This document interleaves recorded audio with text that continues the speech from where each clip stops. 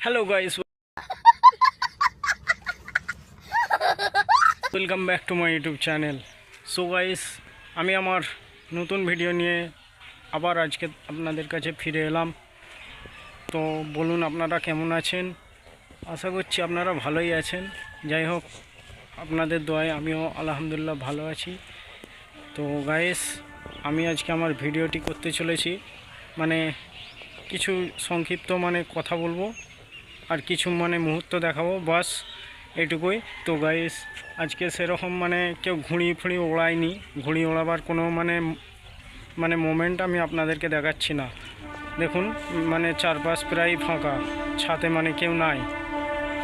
তো আমি একটা নিজস্ব ভিডিও করতে চলে এলাম, কোনো ঘুড়ি ওড়াবার ভিডিও নয়। আপনারা ভিডিওটি দেখুন, এই বলে আমি আমার ভিডিওটি শুরু করলাম।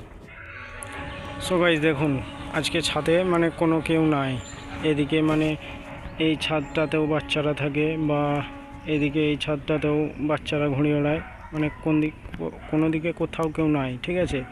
তাই জন্য আমি তাও দেখুন একটা ঘুড়ি উড়ছে, কিন্তু কে ওড়াচ্ছে ঠিক বলতে পারছি না আমি।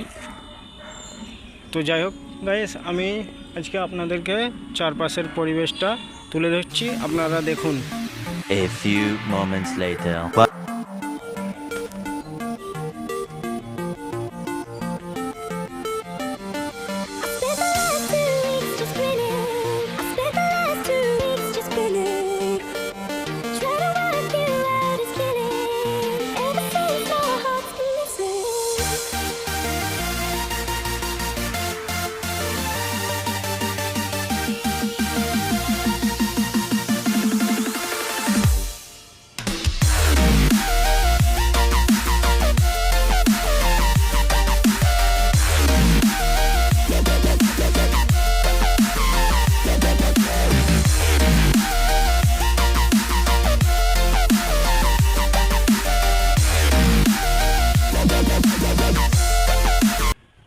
One hour later.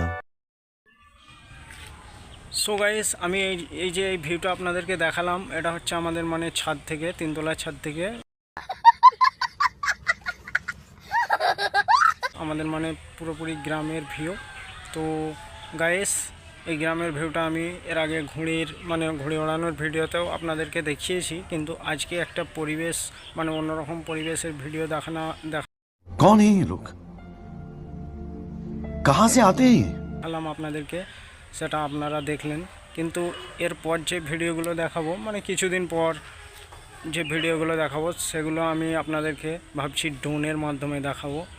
তো ড্রোনটা উড়িয়ে আমাদের পাড়ার পরিবেশটা কীরকম কী হয়ে আছে, কীরকম কোন দিকে কি আছে না আছে, কোন দিকে পুকুর আছে আর আছে, কোন দিকে গাছ জঙ্গল বা কোন দিকে ঘরবাড়ি, সব কিছুই আমি আপনাদেরকে দেখাবো। যাই হোক, আপনারা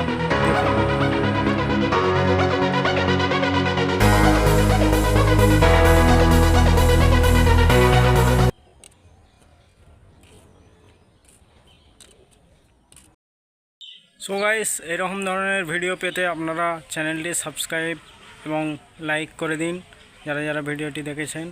এবং এই বলে আমি আমার ভিডিওটি এখানেই শেষ করে দিলাম।